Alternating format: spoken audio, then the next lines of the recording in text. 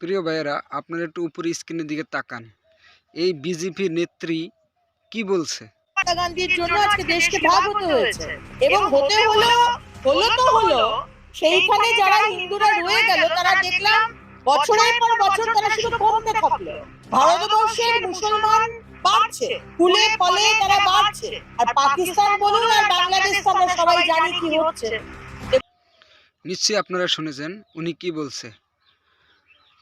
হলো হলো হলো, হলে বল হলে বল। এই বিজেপি নেত্রী বলতে চাইছে যে বাংলাদেশে হিন্দুর সংখ্যা কমছে, আর ফুলে ফলে ভারতে নাকি মুসলমানের সংখ্যা বাড়ছে। আমি এই বিজেপি নেত্রীর উদ্দেশ্যে বলতে চাই, আপনারা ভারতে বৈশা খান গরুর মুত, গোমূত্র পান করেন, ঠিক আছে? তা আপনাদের সংখ্যা কমবে নাকি আপনাদের সংখ্যা বাড়বে? আপনারা গোমূত্র খান, তারপরে আপনারা কি জন্ম নিয়ন্ত্রণ করার জন্য আপনারা বিভিন্ন রকমের আমেরিকার বিভিন্ন রকমের প্রোডাক্ট ইউজ করেন, বোঝেন না? ইউজ করেন।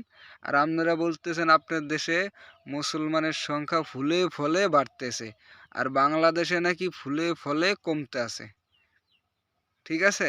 তো বাংলাদেশে কমতে আছে, তাহলে আপনার দেশে মুসলমানের সংখ্যা বাড়তে আছে কেন? আপনার দেশে তো তাহলে হিন্দুর সংখ্যা কমতে আছে। তাহলে আপনার প্রশ্নটা আপনার কাছেই থাকলো।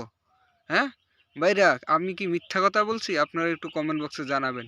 উনি বলছে বাংলাদেশে মুসলমানের সংখ্যা বাড়তে আছে, হিন্দুর সংখ্যা কমতেছে। তাহলে ওনার দেশে মুসলমানের সংখ্যা বাড়তেছে, হিন্দুর সংখ্যা কমতেছে কেন? কমতেছে হ্যাঁ? তোমরা যে গরুর মুত খাও, গোমূত্র খাও, বোঝো না তো? দুধু খাও, হ্যাঁ।